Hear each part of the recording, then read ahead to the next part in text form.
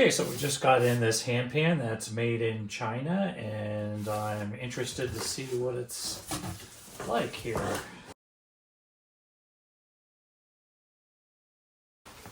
Oh, and it's a purple color. And let's take a look at it a little further here. Okay, so here we have our handpan made in China, and this is one I made here in California. And right away you can see this has this sleeve around here, and then they also have this rubber ring underneath it, and we have a rubber ring on the side of ours. And the purpose of these rings is actually to absorb some of the higher harmonics that are in the steel that you might not want to hear. So I'm going to hit between the notes. So that's just what the steel sounds like when it resonates. And you can hear this has a lot more of those high-pitched, unwanted harmonics, which is strange because they have two different ways of absorbing it, but it doesn't seem to be doing it. I'll be demonstrating how these sound. I'm just using a mallet here that I use when I'm doing the tuning on these. This one comes with mallets, but normally handpans aren't played with mallets just because the steel's a little bit thinner. It's about 1 millimeter thick. And if it's played really hard, you could potentially manipulate the steel to affect the tuning. But when I am tuning these, I do use a mallet because it gives me a really nice clean sound. And then I also strength test the notes with really hard hits to make sure that they stay in tune and it's stable.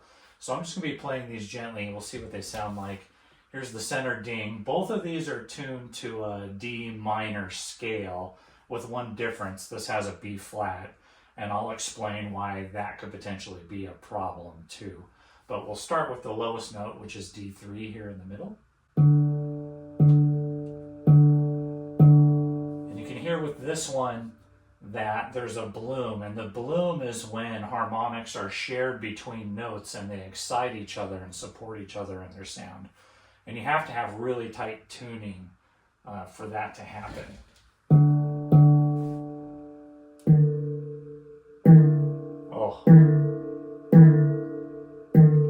Yeah, I can hear the harmonic frequencies are really off with this one, and we're not getting any bloom to the sound because the pitches aren't matched very well.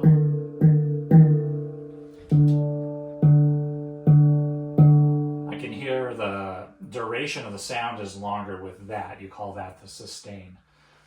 Okay, so we'll just run through the scale real quick here.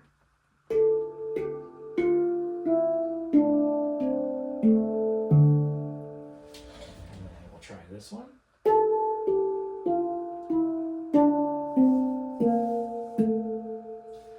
Yeah, I can hear some of these notes are off in here and there's not as much sustain in them. One of the interesting things I'm noticing is that when they're creating their tone fields, it looks like they're just pressing them straight into the steel, and there's not much handwork at all going on in here. I know when I'm making mine that I do a lot of air hammer work on the inside to create the border areas around the notes so that they can vibrate cleanly. And it looks like they just have a stamp that's creating an edge, and their note vibrates inside that edge area. And that might be why this doesn't have as much sustain, because you're just not able to get as much tension in there. Okay, so before we start going into what I found when I analyzed the tuning on these, we'll just talk real quick a little bit about music theory. So these are tuned, each tone field has a fundamental tone, which is the main root note. It has a higher octave, and octaves are the first most important harmonic in a series that our ears really like listening to. And then the second most important harmonic in music is the fifth. And so these have a compound fifth, which just means a higher fifth that's tuned into it. So these have a fundamental, an octave, and a fifth that are tuned into them. The next most important in the series would be a third and then a fourth. But handpans are just tuned with fundamental, octaves, and fifths.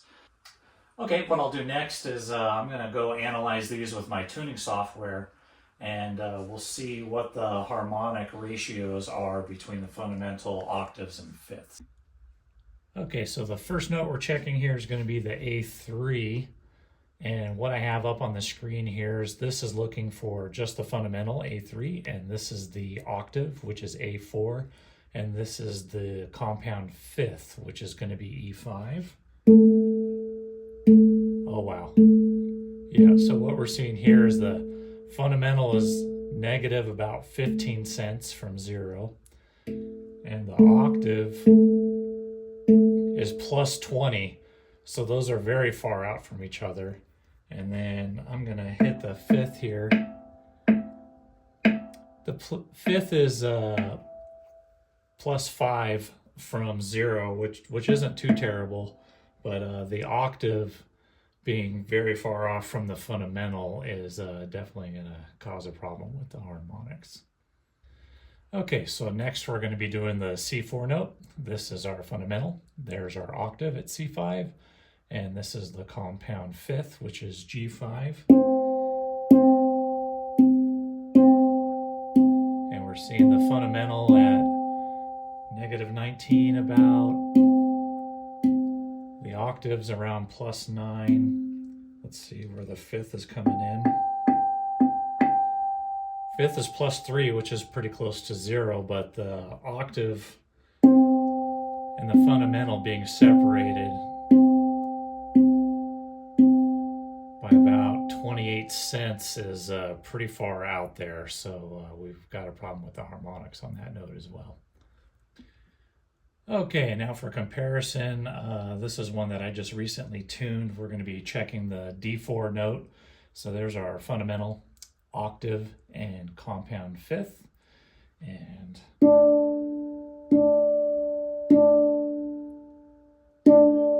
there we go. You can see the fundamentals. Plus 1, 0. Octaves right there hovering around 0. And we're going to check the fifth here. Fifth is right there, 0, negative 1. And that's the tolerance I'm looking for, is to see the fundamental, octave, and fifth all within 3 cents of 0 is ideal to get the most harmonic sharing between all the notes. So we're going to be talking about cents, which is spelled C-E-N-T, when it comes to music. And what that's referring to is musical scales. A full musical scale is divided into 12 semitones, and each tone, the difference between notes, is 100 cents. So if we're flat, you would get a negative number from 0, and if we're sharp, you would get a positive number from 0. And so ideally, we want to be as close to 0 on all our pitches as possible, and then all the harmonics and frequencies are going to blend together more beautifully. Okay, so now if we look at these, you can see that there's an oval shape to the notes.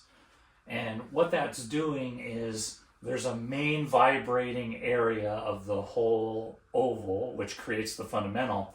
And then in the long area of the note is where the octave is tuned. And then in the short area of the oval is where the fifth is tuned. So for example, we've got a fundamental, and then here's the octave. I'm going to dampen the fifth by just placing my finger on it. And then if I dampen the octave and I hit the short area, here's the fifth. So when I'm tuning these, I'm trying to get the fundamental, octave, and fifth to all be as close to 0 as possible. And then when the note is struck, you get a blending of all those tones, and that's what really makes the handpan a beautiful instrument. So if we come over here to this one that's made in China, I'm going to check the fundamental tone. And I can hear some wavering in there, which is telling me that the fundamental and octave aren't perfectly pitched together. Here's the octave. And then here's the fifth. So what I found when I analyzed this is that relative to the fundamental and octave, the fifth was 25 cents or 25% out of tune from those. And what happens is the frequencies start to clash. Whereas here, they're going to blend and get more sustain as well. So another interesting phenomena that happens with what's called the bloom is the harmonic pitch that's matched on a side note will energize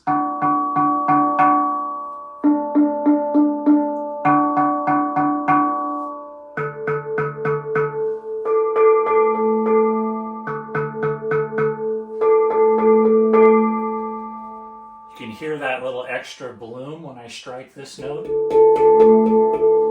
What's happening there is that this A4 and this A3 are tuned so tightly that they're energizing each other across the drum. And that makes for a really beautiful, sweet sound. And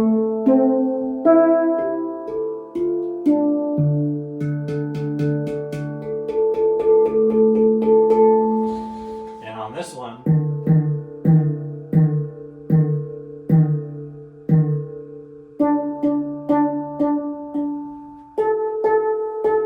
that's just not happening because all the frequencies are off a bit from each other. So now we'll take a look at how far they are off from each other, because I think that'll be interesting. So when it comes to tuning, for example, someone who's playing a guitar, once the instrument is, say, 10 to 15 cents out of tune, or 10 or 15%, they're going to tune it back to 0. And that's going to make sure all the strings are in tune to each other, and the music's going to sound good. And if they play with other musicians, they're all going to sound good together, as long as they're within 5 to 10 cents of 0 when they play. So when I'm checking the tuning on this, I ideally want to see the fundamental, octave, and fifth within maybe 3 cents of each other would be the ideal. That's what I shoot for when I'm making my instruments. And what I found when I checked this one on its low A note, which is A in the 3rd octave, the fundamental pitch was negative 13 from 0, and the octave is plus 20 cents from 0.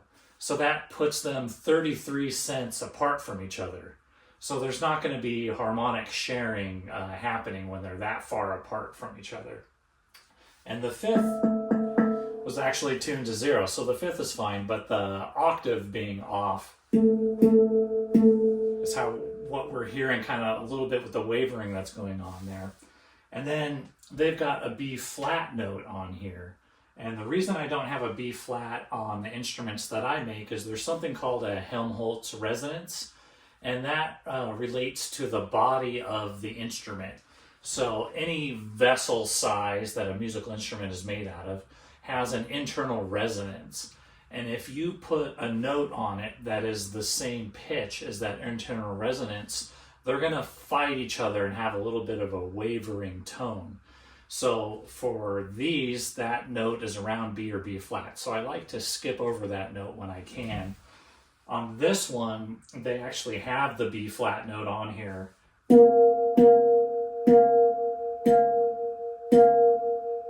And I can hear a little unwanted interaction that's happening there. And that note, the fundamental was negative 35 from 0.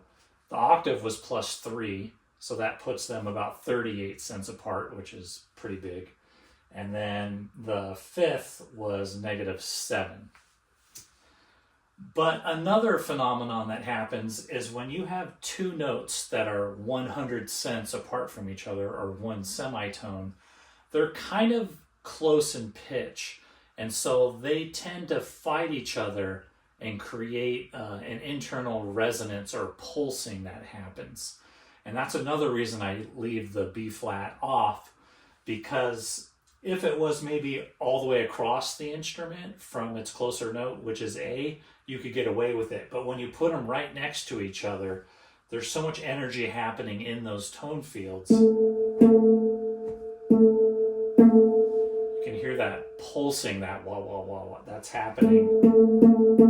And that's just because those are so near each other. So that's something that I try to avoid when I'm building instruments. Okay, so now I'm just going to play this China handpan and compare it to ours, and we'll see what the sound difference is. I covered up the logo here. I don't want to be bashing any particular brand. We're just looking at what the differences are. This was about a $300 handpan that I got on Amazon, which there's a lot of them available. So let's go ahead and play and see what the scale sounds like here by hand.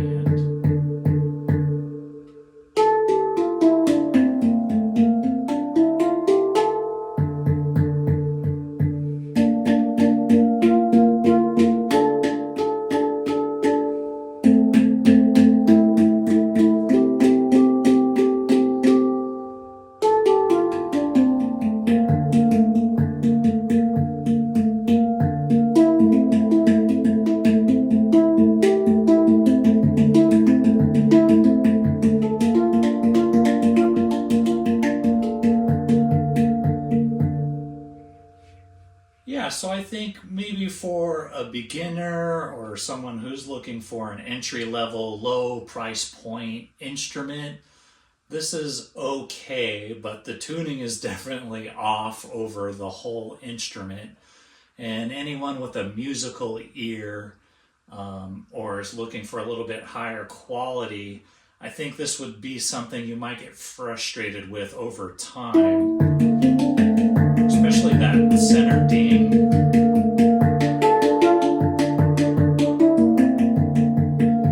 Being out of tune is pretty bothersome, but like I said, as an entry-level instrument, it might be okay for you. So now we'll compare it to one that's been tuned with a tighter tolerance.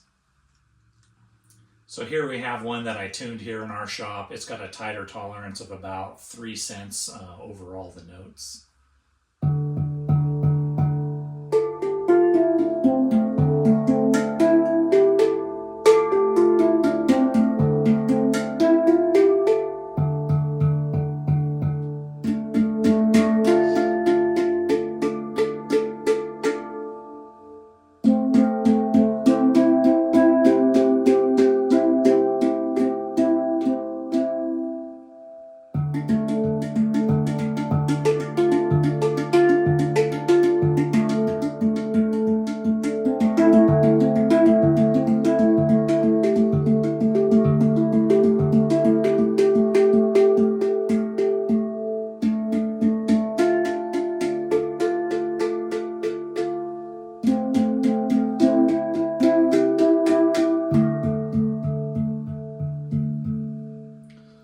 Oh yeah, I just love playing this. Hopefully you're hearing how much more resonance and sustain there is in the instrument.